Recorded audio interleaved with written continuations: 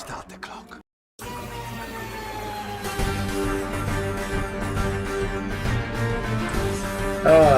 Evening, kiddies. Dr. Freedom here with you. Time for some Doctor Who news. News from in and around the universe. Well, you know the rest.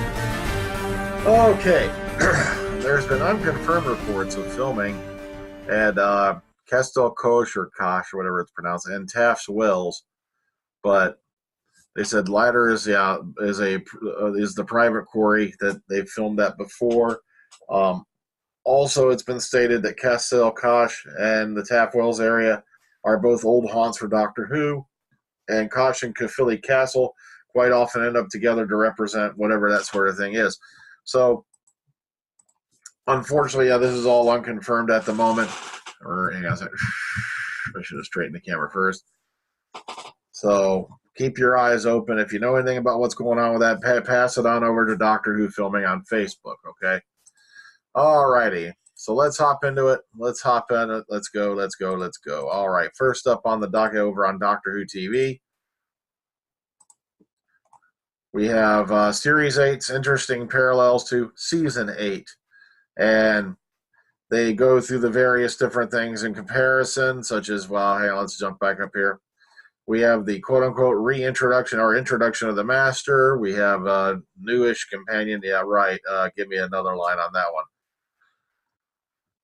Trouble with the Time Lords, the Unit, and Complaints and Controversy. So, if you want to take a quick look at that, I thought it was an interesting article, the way they put it together.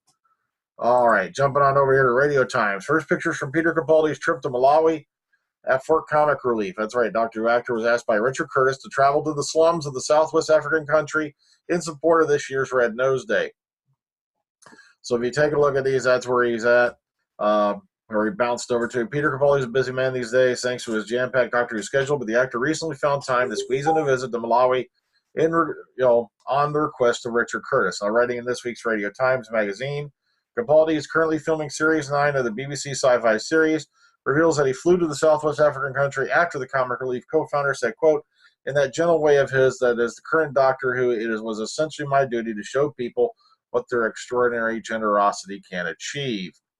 Now, based in Malawi's second city, Blantyre, the thick-of-it actor visited the Comic Relief-funded Sea Code project set up in Niederrande, the country's largest slum, or informal settlement, as they are referred to now, which is helping to regenerate the area, beginning with the toilets. Now, Capaldi also traveled to the rural village of Bellasoni, an hour from Blantyre, and home to NAFAM, the National Association for People Living with HIV and AIDS in Malawi, another project that's helped by Comic Relief cash. Quote, like everything I had seen, this was a challenging and complex situation that Comic Relief had chosen to tackle. No quick wins or fancy gimmicks here, end quote. He writes in a new magazine available to buy in the shops on the newsstand for tomorrow, which was actually today, the 3rd of March. Quote, but Richard Curtis has been right. People's generosity really does translate into truly extraordinary change. I'm very glad indeed I was there to witness it, end quote. All right.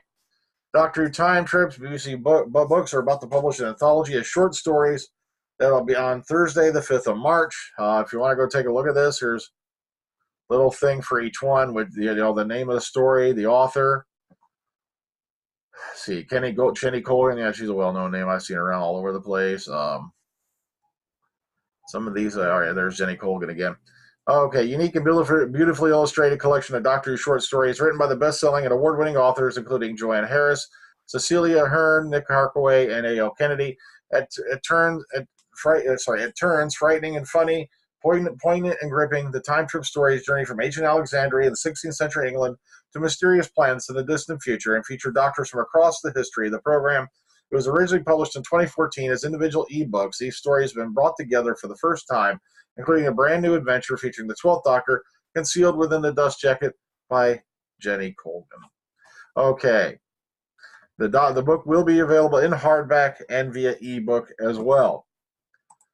Okay, now this, it's funny. Didn't I go over this last night? Now, my money converter must have been different because mine came up to like 117 bucks. This is saying 170, which means they probably misquoted me. So I love these guys to death, but it's amazing how they address the subject the day after I do. Okay, Unmissable new cartoon strip, The Ice Warriors. So if you want to go check that out, this is over in Casterberus. Okay, Unmissable new cartoon script, same thing. That is over on Disturbers as well. The Ice Warriors. If you'd like to experience the worlds of Doctor Who in comic strip form, you're going to want to check out the Ice Warriors in a new independent online series created by G. Libickin and Stefano Corticelli. Cold Warrior Cold Heart is the title of the story we're going to be treated to in regular installments. A tale that sees one of the Mars's finest, taking rather extreme measures to save his scaly skin in a no-win situation. Now read the opening episode for yourself. It's a well-produced single-page affair in simple black and white that certainly gets things off to an arresting start. So just to give you an idea what the illustration's like, oh my God. Woo. That is one ugly-looking dude. All right, jumping on over here. Netflix confirms the start date for Freema Agyeman's new sci-fi series, Sense8. Sense8, which is Netflix's new original sci-fi series from the creators of The Matrix, will launch in the UK in June. Now described as a gripping global tale of minds linked and souls hunted, the 10-part series will be available to watch on Netflix from Friday the 5th of June. Now, British cast members include Freema Agyeman, who had played companion Martha Jones in Doctor Who from 2007 to 2010, Lost Naveen Andrews, and his Sinbad co-star Tuppence Middleton, who is also starring in the upcoming Spooks movie. Co-showrunner Straczynski told Deadline, quote, "The series follows 8 characters around the world who, in the aftermath of a tragic death, find themselves linked to each other mentally and emotionally.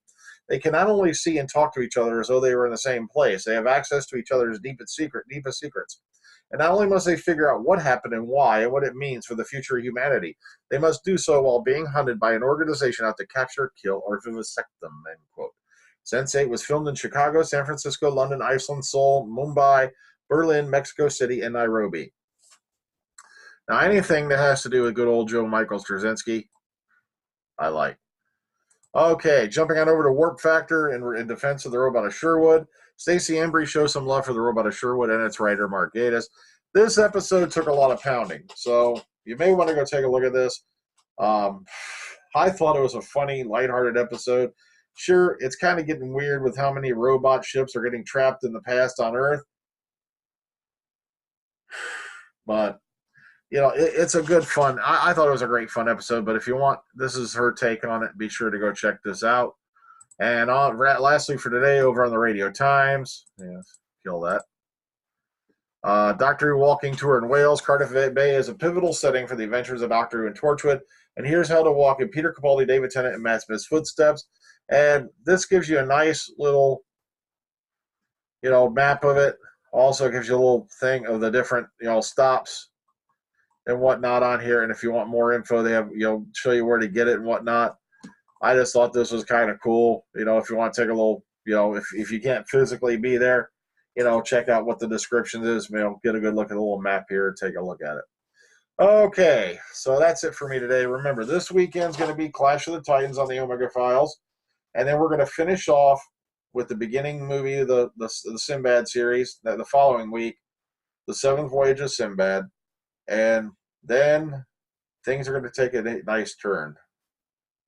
Because I think what we're going to do is we're going to start looking into the movies of John Carpenter, particularly the sci-fi ones, such as The Thing, They Live, just to name the first 2 off the top of my head. And also I do want to take a look at Vampires, Escape from New York, Escape from LA maybe after that. Maybe you just combine the 2, who knows.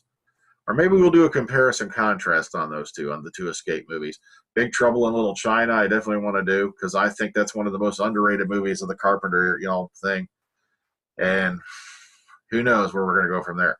Because I really love John Carpenter movies. I have a whole stack of them in the next room on DVD. Well, that's it for me tonight, guys. So take care. Have a good one. See y'all later. Bye-bye.